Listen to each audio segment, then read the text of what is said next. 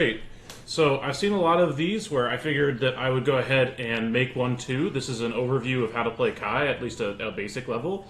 I've been playing Kai for over a decade now, dating back to Accent Core and Reload and that sort of stuff as my main character. Although I didn't play a lot of Xrd, so there's a pretty significant gap in there. I think it's still all that sort of stuff. All right, so I have a couple things. This lesson comes to you in several different parts. Mostly that we're going to go over some basic information at the beginning.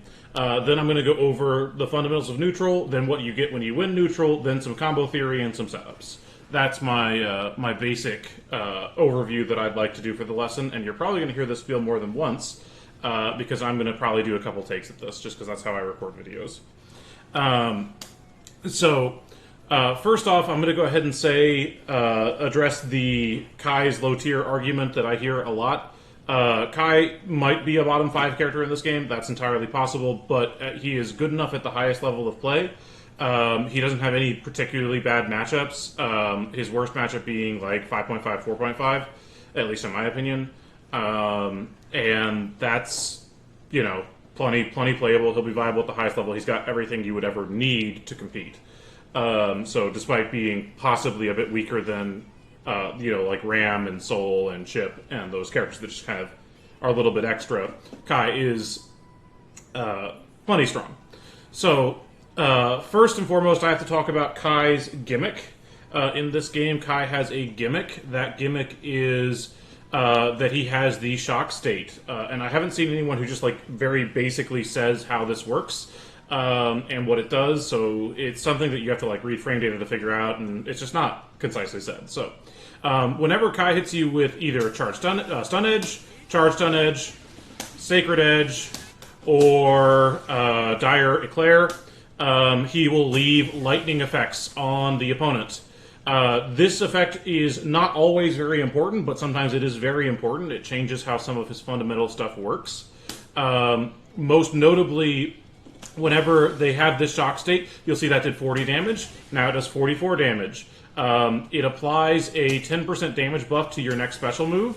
So 30 damage, 33, and then this does 66, it does 60 normally, and all that sort of stuff. So it does 10% more damage across the board for whatever move it is.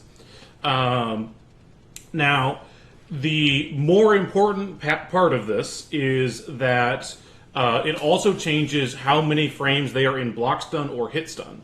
And the most important one of these is for Fondue Arc. Fondue Arc is one of your main, is a pretty big pressure tool in Kai's kit. And if they are not in guard state, you'll see that I am actually minus when they block it. Oh, he's jumping. They are actually minus when they block it. I -1, and so it is still not my turn. And what I mean by -1 is that if he presses the button at the same time, as soon as possible, his button will start 1 frame earlier, or just earlier in time, and will always beat my button. So whenever I try and press a button, no matter what button I press, it's going to lose to that, because that button is Kai's fastest button, and it is also going to come out earlier than mine. Now, it's worth noting that Fondue Arc is actually not -1 when they crouch block it. It's actually +1 if they crouch block it, so they should stand up. Most players will stand up because it looks like an overhead, but that is worth knowing.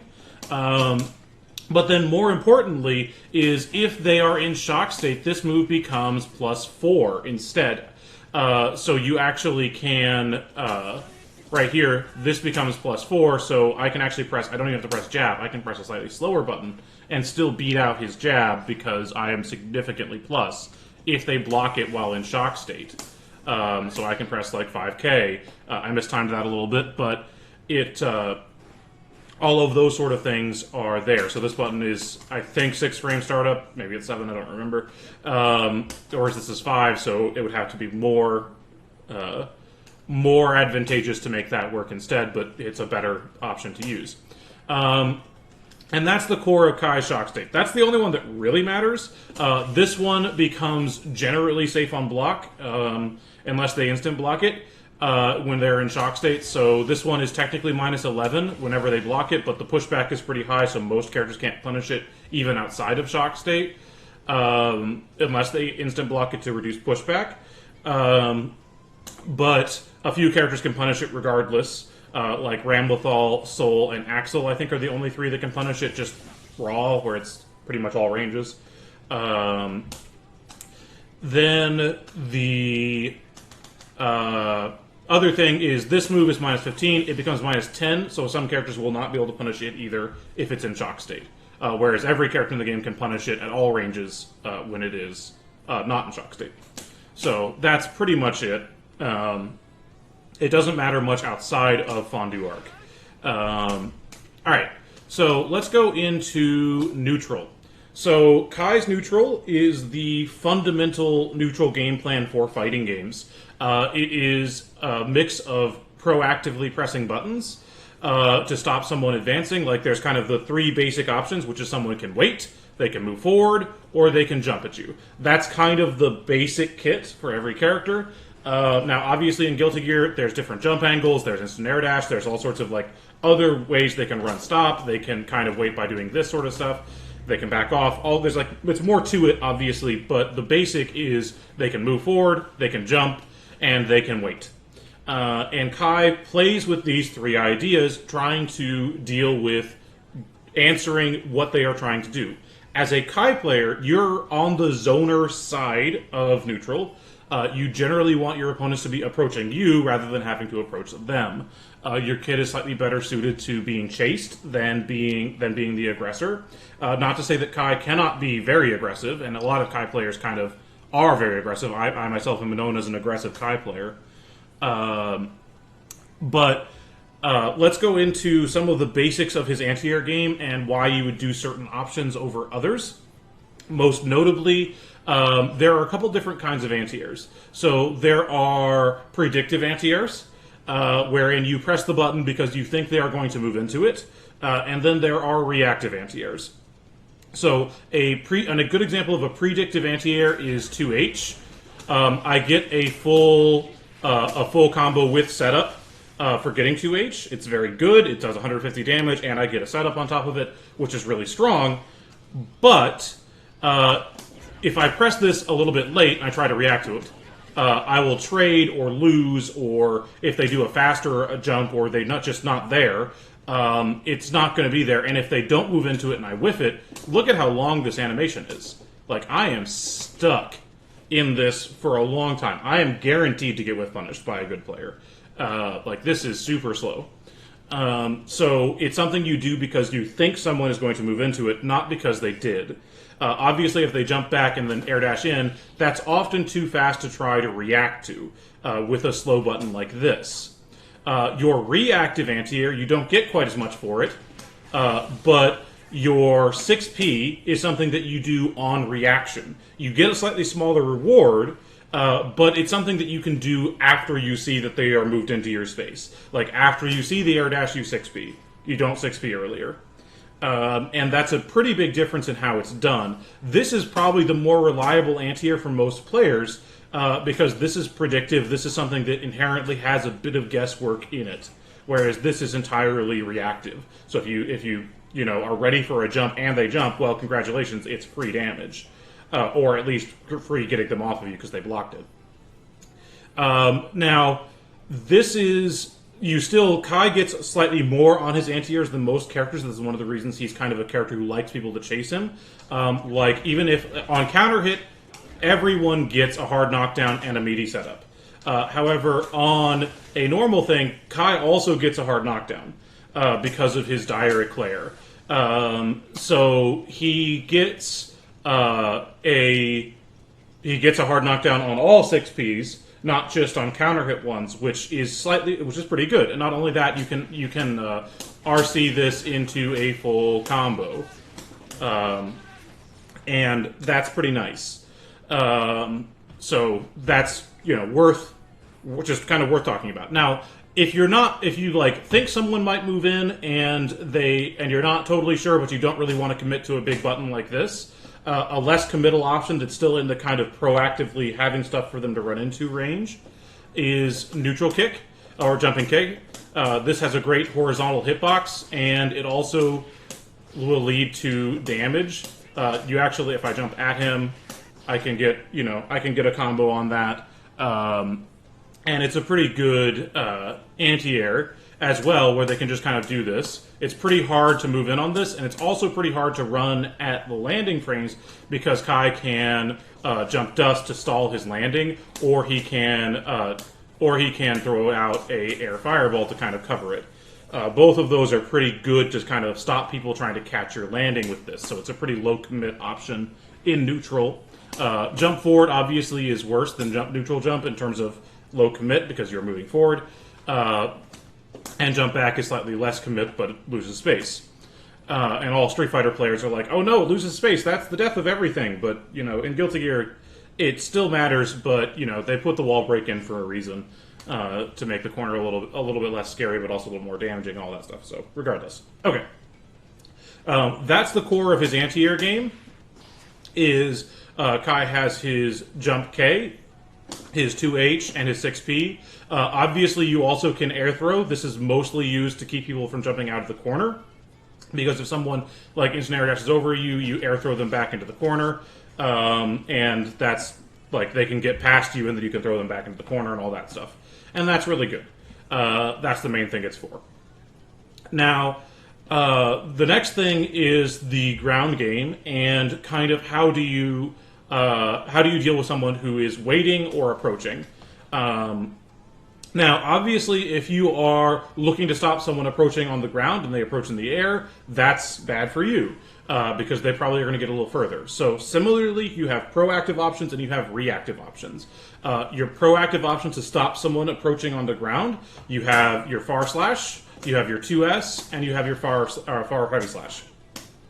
These options have slightly different niches in them, but they generally are proactive at stopping someone running at them. Like, you think someone is going to run at you and do something, so you press a button preemptively to stop it.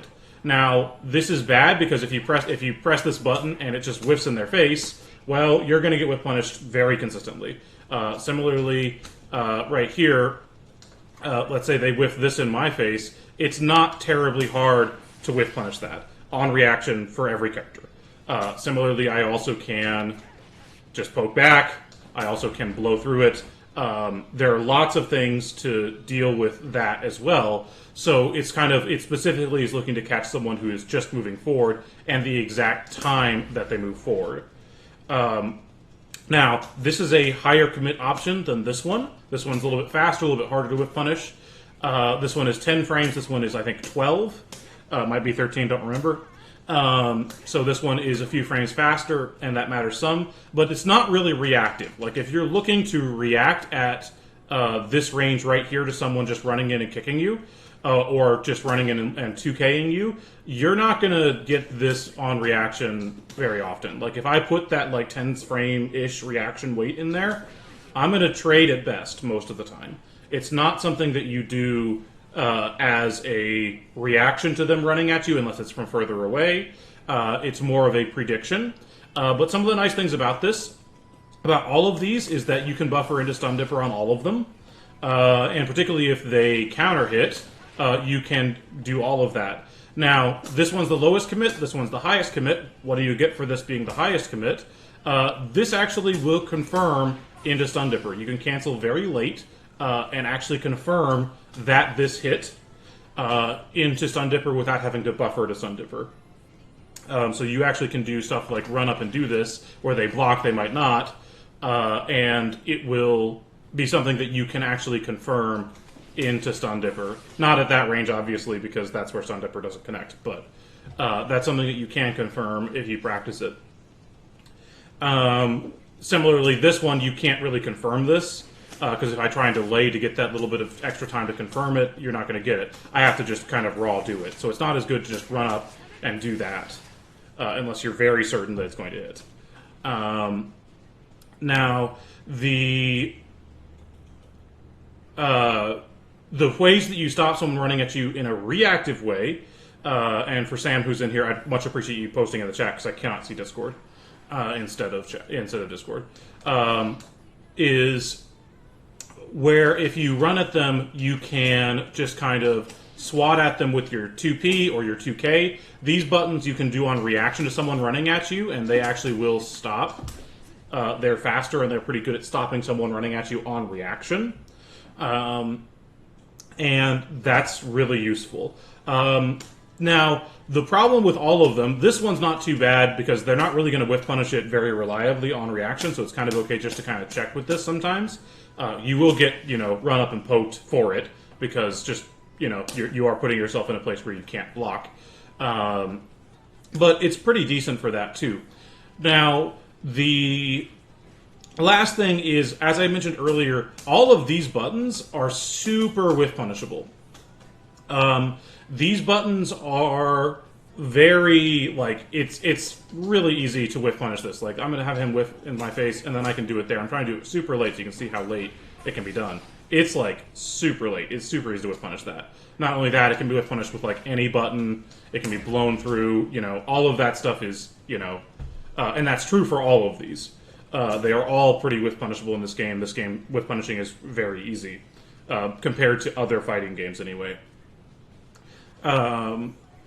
Now, the last thing to say is, what do you do when someone's waiting and looking to whiff punish you? Like, let's say they stopped approaching you because you're a Kai player and you've got these big buttons for them to run into. You've got all this, extra stuff that they can deal with that's hard to just approach on. You've got all of this sort of stuff, and it's just hard to approach on Kai.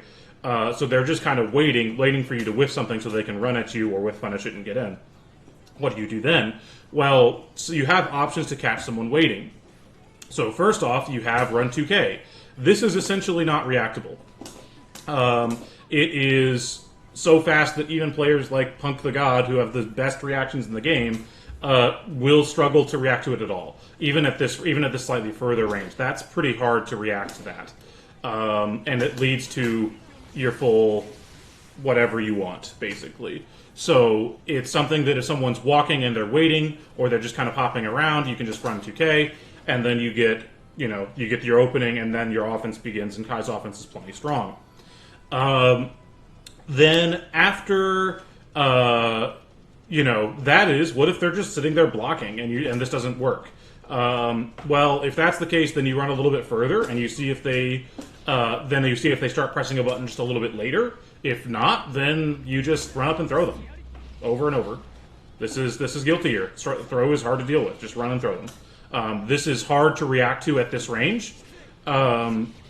And they're just not going to get it very often. So if they're sitting there committing to blocking whatever your check is, that's how they're waiting, is they're doing this kind of stuff where it's hard to catch that sort of thing. It will get away with, it will beat this option, but it does not beat this option. And no one's going to really be able to commit to something like this and then react to this. They will have to read it or, have a sense that it's going to come and, really be looking for it. Similarly, you have Ensnare Dash and all of that sort of thing. Now, the last major stuff to talk about in neutral is Kai's kind of neutral movement. I did it a little bit where you, Ensnare Dash back and then HS. This is a super good, you don't lose a lot of space for doing this, and it really does stop fast characters. Obviously, on reaction, dealing with Giovanna, Chip, or Milia, boy, that's almost impossible to do on reaction. At this range, all of them are non-reactable, even with fast buttons, a lot of the time. That is super hard to deal with. So you have these kind of things that are, if they did run in, they get caught. If they didn't, you didn't lose much. You didn't lose much space, and they can't really stop you from doing it. If they run in and 6P, even then, they're still going to probably get hit. So you have that option. You also have, that to cover this. So you can do a proactive movement on the air for Milia and then throw a fireball to cover the ground approach. But it is worth saying that Kai's fireballs in this game are much worse than they've ever been. Kai's fireballs are very punishable. They did a universal mechanic in this game where every single fireball in the game is full counter hit state. So if I have him do this, not only is it punishable on block, it is punishable on hit at close ranges, and it is counter hit punishable. Similarly, I am in counter hit state the entire time until I get back to the ground and jump.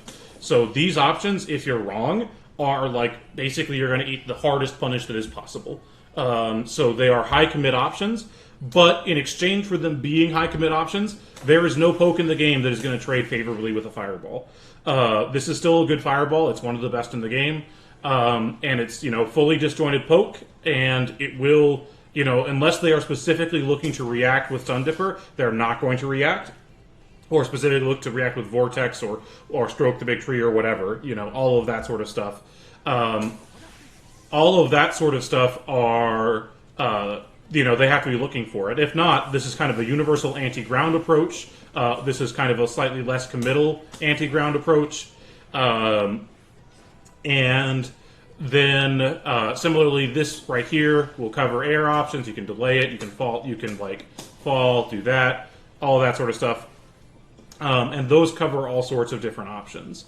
The last thing in movement in neutral that matters is FD stopping in the air. Kai benefits a lot from FD stopping, so if I instant air dash, notice how high that hits, but if I FD stop, I fall much faster and much earlier. Similarly, you can stop your instant air dash at different points, and you can stop your momentum fully before you run and slide.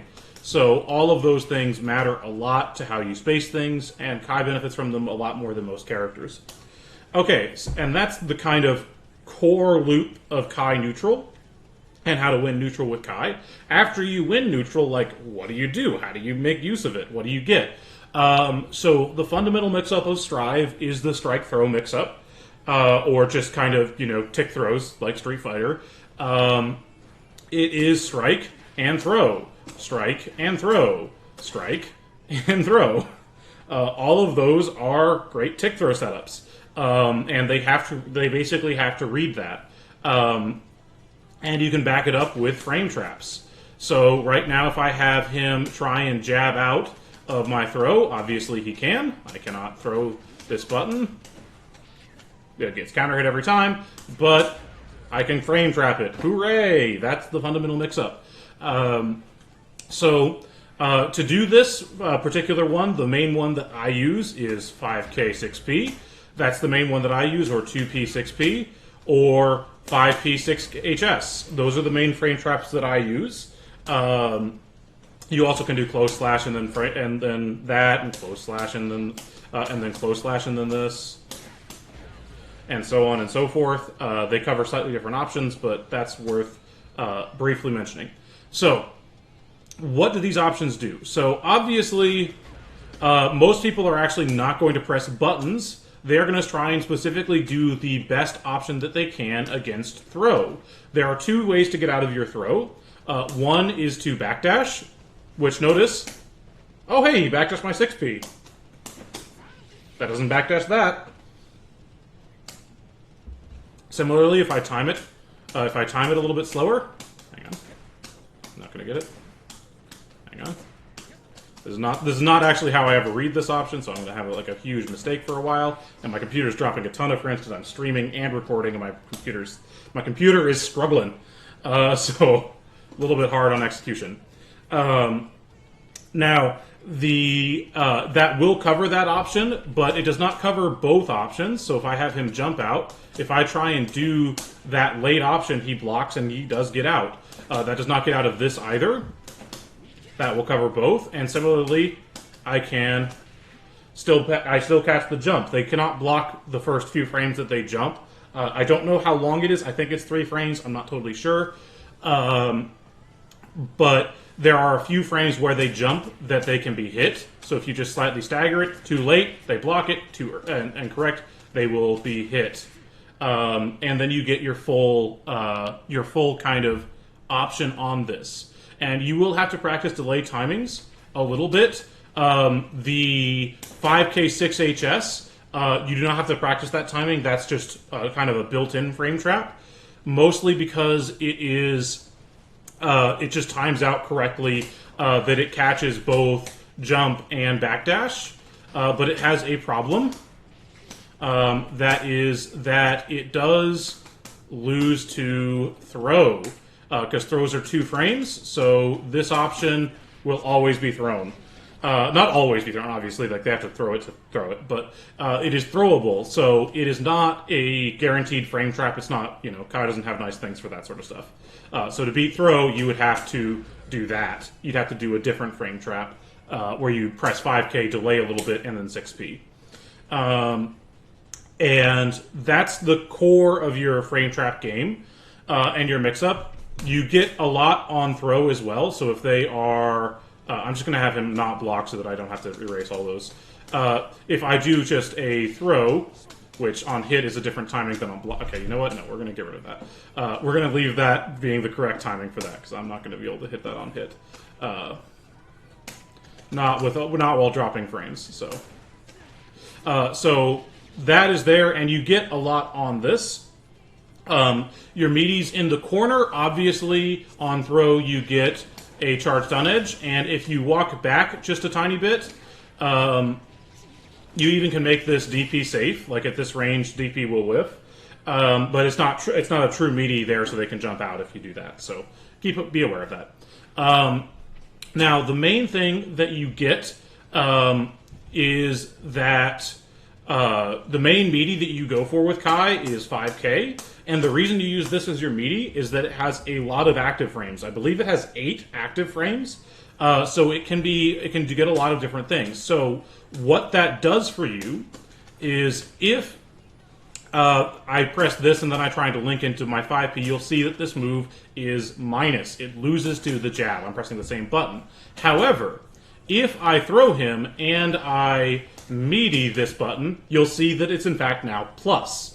I basically can create a frame trap where there wasn't one before, or a different kind of frame trap, where now I also get not only this, but I also get the frame trap into this, the frame trap into this, and after this, the frame trap into this, which is awesome. Like, I get several different guesses with which I can do a strike-throw mix-up. I basically get 3 chances to throw someone. Or really two good chances and then one kind of like catch them sleeping sort of chance. And that's really nice. Now, a lot of these have different rewards. So you'll notice that, obviously I talked earlier about the more predictive options getting bigger rewards but being less good. And so some of those things, like right now, let's say I do this... Oh, I didn't time it right. Let's say I do this kind of thing. I'm not going to get that much damage on this. Like, even if I go for not breaking the wall, I'm going to get like maybe 200 damage on this with 50 meter. I'm not going to get a whole lot for it. But similarly, if I do this, that's mega unoptimal. Like, I can get an extra 40 damage there. I get much higher damage options out of different frame traps. So, like, right here, I'm not going to be able to do this on stream while dropping frames, but I can try. Oh, I did get it. Hey. That option right there, if I did the wall break after, does about 270 damage. And that's a really high commit, high reward option. And it does whereas that's just so much more than I get on this kind of thing. Or I get on on their... I should press the right button so that it goes the right direction on that. Or that I get on throw. Like, throw is 80 damage, and if I, RC it, I don't really get that much on that. I get 150 damage and wall break. That's 50 meter for not that much damage. So... that's how the risk-reward kind of breaks down for this sort of stuff. Similarly, if you get 5K on every single hard knockdown, that's your kind of always get meaty. But on some meaties, you also... he's not blocking. He's blocking. If he is doing... if he just gets like... Oh no, I have to wait just a little bit on this, and the frame is... So it just feels a little bit different when you're dropping frames.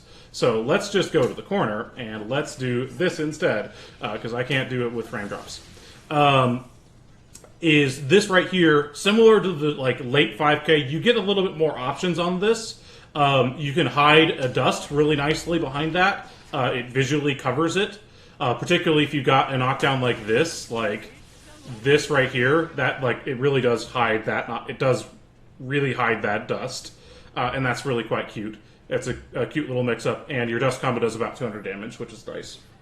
And then you also get on Charts on Edge, you get Run Close Slash, which is a higher damage base frame trap. So this is also mid-screen. You get your Close Slash, Heavy Slash, which is just a higher damage frame trap, and this will frame trap into Close Stun Edge, or not Close Stun Edge, into Close Slash. Close Stun Edge. Yeah, that would be so jank if you were next to me through Stun Edge up or something. That'd be so weird. So you basically get a little bit more for it. It's worth noting that some characters have unique answers to that, like Faust. I'm not 100% sure about this, but I believe Faust can actually just crawl and not deal with it at all. Even if it's meaty, I think his crawl comes out. It might be only if it's not a true meaty that he can do this. I have not tested it that thoroughly, but they can like just walk out of this option, so you have to go for the 5K option. But as I said earlier, you get several guesses with 5K. That's a pretty good strike throw game. That's as much as most characters get. Even the characters like Soul, who are blessed with everything, that's all they really get to.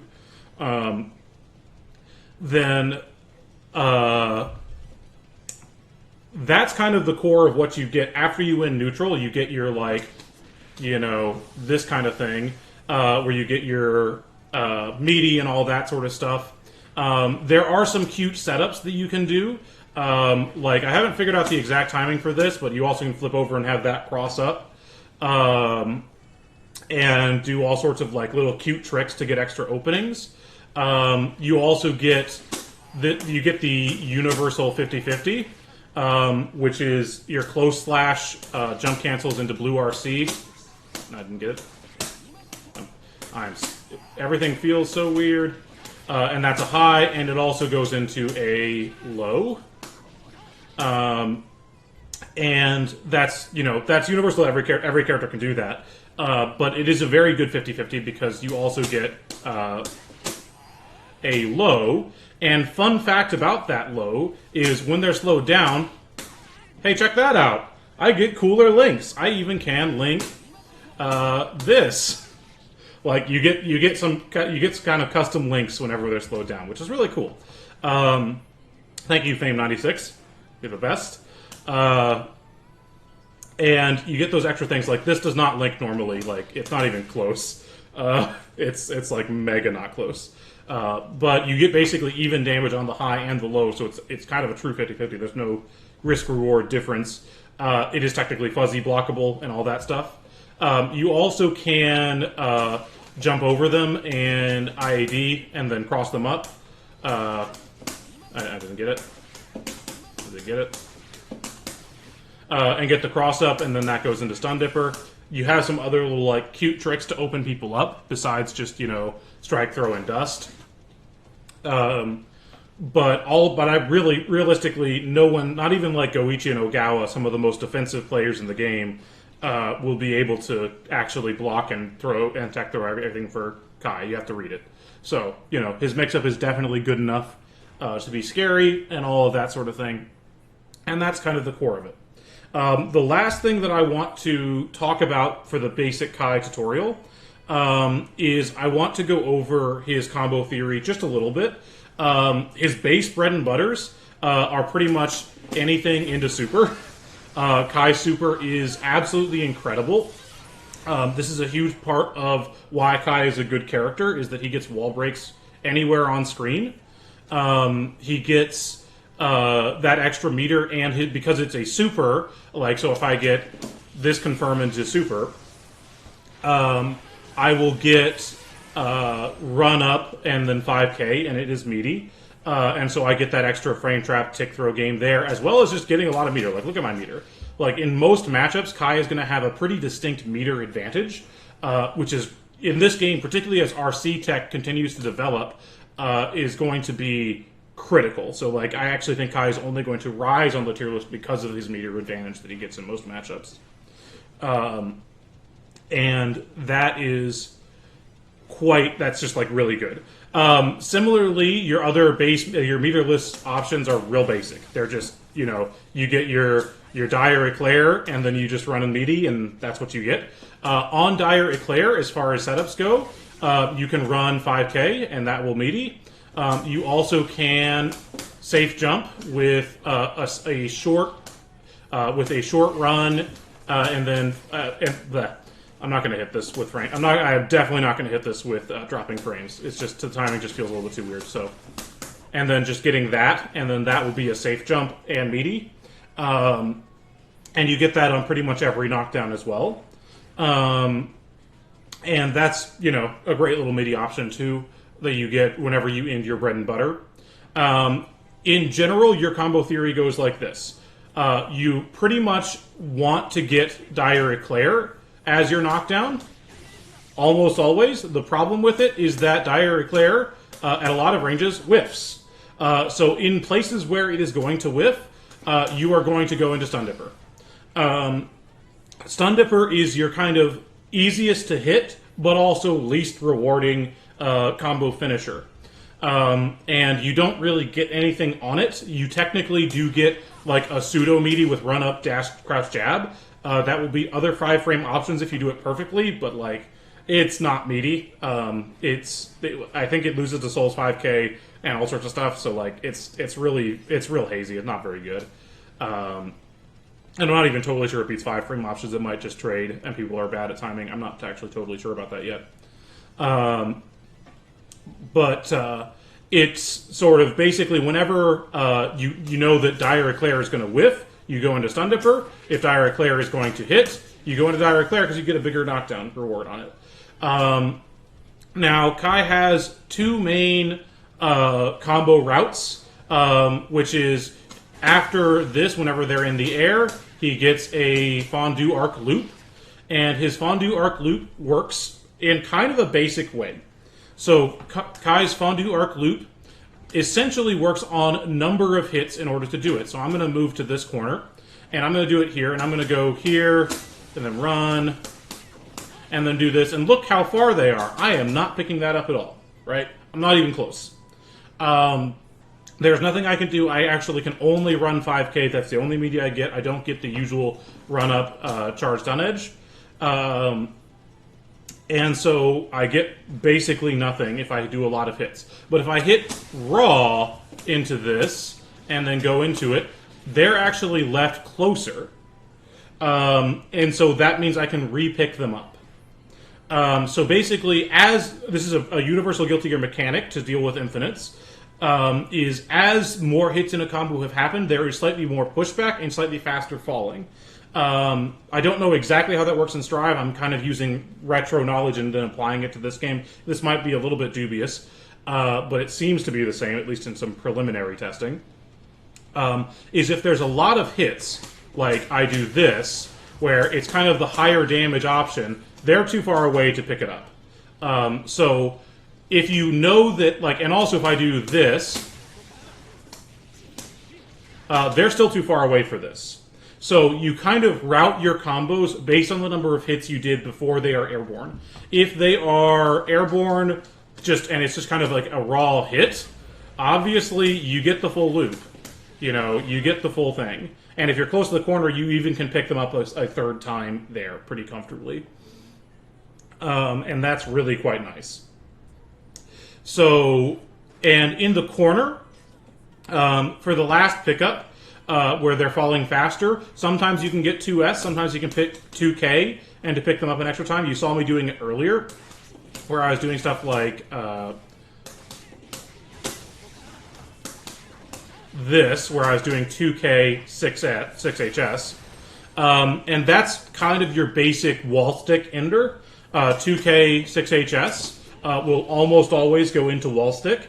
And sometimes you have to do a DP after the 6HS and all that sort of stuff, depending on how many moves have hit, how hard it hit the wall, all that sort of stuff. Wall combos are a little bit more technical than I want to get into in this right now. But you get into a basically this is your most common ender because it's the most universal. If you know that there's like fewer hits, you can do that, and that also will wall stick and does a little bit more damage. Similarly, you can do that, and it also does a little bit more damage and puts them in shock state and all that sort of stuff. So there are a few extra options here and there to pick them up when they're in the corner, and that depends just on how many hits there are. That's really the core of it. The last thing to talk about is some corner-specific stuff. In the corner, this move, you actually it will OTG, so you actually can hit them there. And if they are airborne, when you hit them, it actually OTGs even better. So this raw, it has to be counter hit to do a full OTG. What that means is to pick them up fully, it has to be counter hit. So on counter hit, I get, the full pickup, whereas on a non-counter hit, I do not. Right? I hit them, but they just get back up and I lose my meaty, so I don't do it. So it will be on counter hit there in pickup state. If it is airborne, though, they get... Oh, I just mistimed it. You get the pickup. So basically, if this catches them out of the air, like you do the... you do the 6HS, you will get a pickup, and it will actually do... you could do more full combo there. And if you get this where it's kind of the spacing is right, you can do this late hit DP and do a DP loop in the corner. But that's kind of outside of bread and butter territory, in my opinion, and it's just... That's kind of like specific combo theory, and it's not really the purpose of the beginner tutorial. And that's basically the crux of Kai. That's pretty much all there is to it. I didn't talk about this move in pressure because I forgot, so I'm going to add this right now. I always forget something when I record these. This move, you cannot frame trap into it because it leaves too big a gap on close slash and on 5K, but it is plus. So if someone is committed to blocking or backdashing or something that is slower, this particular option will give you extra stuff here. And if they are not counter hit, if they are not crouching, if they are all guarding, look at that guard bar. Like, look at how much that changed, that pink up there. It jacks guard so fast. Like, if someone is committed to blocking, this is how you punish them for blocking, basically. If you're not sure enough to throw them, this right here jacks guard with the best of them. And it being plus, you can do stuff like, and that just like jacks half the bard guard right there, and then they take a huge amount of damage on the next combo. So that's a really nice bit. So that's pretty much it for my beginner Kai tutorial. I hope this is helpful for some people. I'm actually re-recording this one because I recorded it and uploaded it, but I didn't realize I had an audio bug. So I re-recorded this and am moving on. So I'm going to go ahead and stop the recording.